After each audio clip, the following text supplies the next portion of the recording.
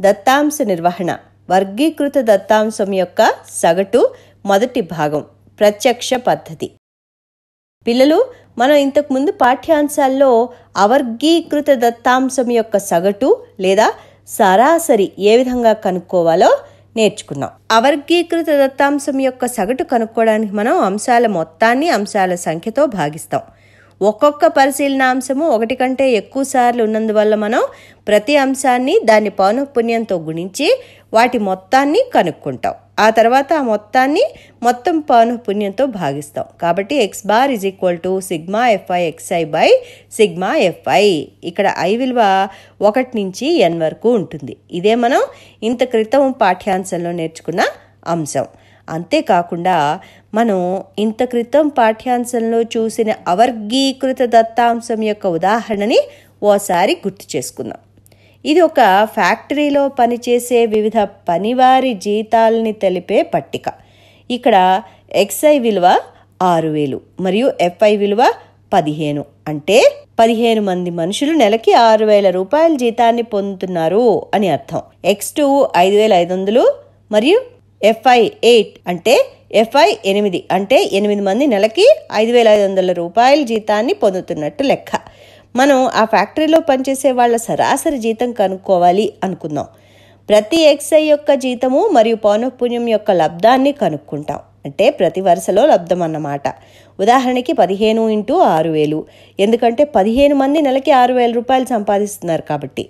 మొత్తం జీతం ఎంత అవుతుంది అప్పుడు? 6,000 + 6,000 + 6,000 ప్లస్ ఈ విధంగా మనం 15 సార్లు చేయాలి. కాబట్టి దీన్ని బదులుగా మనం ఏమంటాం? 15 × 6,000 అని రాయొచ్చు. ఇదే విధంగా 8 × 5,500, 25 × 5,000, 12 × 8,000 ఈ మొత్తాన్ని కూడి దాన్ని పౌనఃపున్యాల మొత్తముతో అంటే 15 + 8 + 25 + 12తో భాగిస్తే మనకి సగటు x బార్ వస్తుంది. ఇదే మనం ఇంతకుముందు పాఠ్యాంశంలో నేర్చుకున్నాం. మరొక ఉదాహరణ తీసుకుందాం. ఆర్యభట్ట అనే పాఠశాలలో ప్రతి 3 నెలలకి ఓసారి పిల్లల ఆరోగ్యాన్ని పరీక్షించడానికి వైద్య పరీక్షలు నిర్వహిస్తారనుకుందాం. ఇక్కడ 8వ తరగతి యొక్క దత్తాంశం ఇవ్వబడింది. ఈ తరగతిలో ఒక్కరు కూడా 40 కిలోల కంటే తక్కువ లేరు.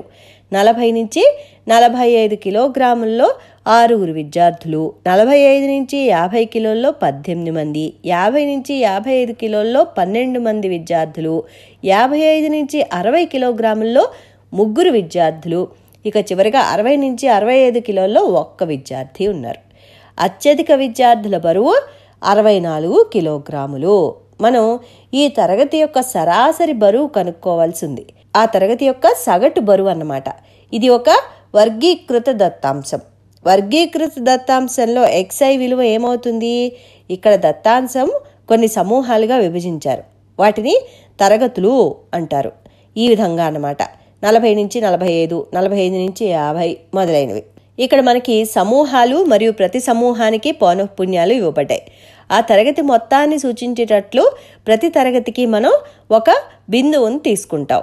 ప్రతి తరగతి యొక్క పౌనఃపున్యము దాని మధ్య విలువ చుట్టూ కేంద్రీకృతం అవుతుందని భావించబడుతుంది. కాబట్టి ప్రతి తరగతి యొక్క మధ్య విలువ ఆ తరగతిలోని పరిశీలనాంశాలని సూచిస్తుంది.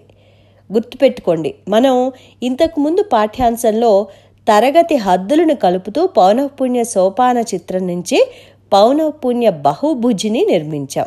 తరగతి హద్దు ఈజ్ ఈక్వల్ టు ఎగువ అవధి ప్లస్ దిగువ అవధి బై 2. ఇక్కడ కూడా మనం తరగతి హద్దులు ఉపయోగించవచ్చు. 40, 45 తరగతి యొక్క హద్దు 40 + 45/2 ఈజ్ ఈక్వల్ టు 42.5. ఈ 42.5 మొత్తం తరగతిని సూచిస్తుంది. అంటే x1 ఈజ్ ఈక్వల్ టు 42.5 కిలోగ్రాములు. మనం పౌనఃపున్యం F1 మరియు పరిశీలనాంశం x1 యొక్క లబ్ధం కనుక్కుంటాం. అంటే 6 × 42.5 ఈజ్ ఈక్వల్ టు 255. ఇదే విధంగా x2 అంటే 2వ తరగతి యొక్క హద్దు 45 + 50/2 ఈజ్ ఈక్వల్ టు 47.5. మళ్ళా మనం పౌనఃపున్యము F2 మరియు పరిశీలనాంశాల x2ల లబ్ధం కనుక్కోవాలి. 18 × 47.5 ఈజ్ ఈక్వల్ టు 855. ఈ విధంగా పట్టికలోని ప్రతి వరుసకి కనుక్కోవాలి. చివరిగా సిగ్మా ఎఫ్ఐ ఎక్స్ఐ కనుక్కోవాలి. అంటే ఏంటి? పౌనఃపున్యము మరియు తరగతి హద్దుల లబ్ధాల మొత్తము. దీని విలువ ఎంత అవుతుంది? 1975. పౌనఃపున్యాల మొత్తము సిగ్మా ఎఫ్ఐ విలువ 6 + 18 + 12 + 3 + 1 = 40. ఇప్పుడు మనం ఈ సూత్రాన్ని ఉపయోగించవచ్చు. FIXIల మొత్తము బై FIల మొత్తము. ఇక్కడ I విలువ 1 నుంచి n వరకు. ఇక్కడ 5 తరగతులు ఉన్నాయి కాబట్టి n = 5.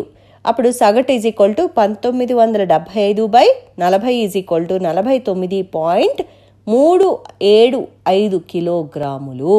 కాబట్టి ఈ తరగతి యొక్క సరాసరి బరువు ఎంత? 49.375 కిలోగ్రాములు. ఈ పద్ధతిని ప్రత్యక్ష పద్ధతి అంటారు. మరోసారి దీన్ని మనం పునరాలోకనం చేసుకుందాం.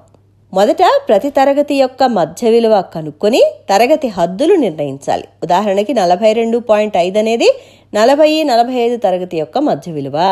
ఆ తర్వాత ఆ తరగతి పౌనఃపున్యాలు మరియు ఆ తరగతి హద్దుల లబ్ధాలు కనుక్కోవాలి. ఉదాహరణకి 6 × 42.5 = 255. ఆ తర్వాత ఏం చేసాం? FIXIల మొత్తం లబ్ధాలు అన్ని వరుసలకి కనుక్కోవాలి. ఇప్పుడు పౌనఃపున్యాల మొత్తం కనుక్కోవాలి. అంటే సిగ్మా FI. ఇప్పుడు సిగ్మా FIXIని సిగ్మా FIతో భాగించాలి. ఈ విలువ సగటు X బార్ అవుతుంది. ఇదే కాకుండా వర్గీకృత దత్తాంశం యొక్క సగటు కనుక్కోవడానికి మరికొన్ని పద్ధతులు కూడా ఉన్నాయి. వీటిలో కొన్ని సరళమైనవి ఉన్నాయి. మరి వీటి గురించి తర్వాత పాఠ్యాంశాల్లో తెలుసుకుందాం. అంతవరకు సెలవు మరి.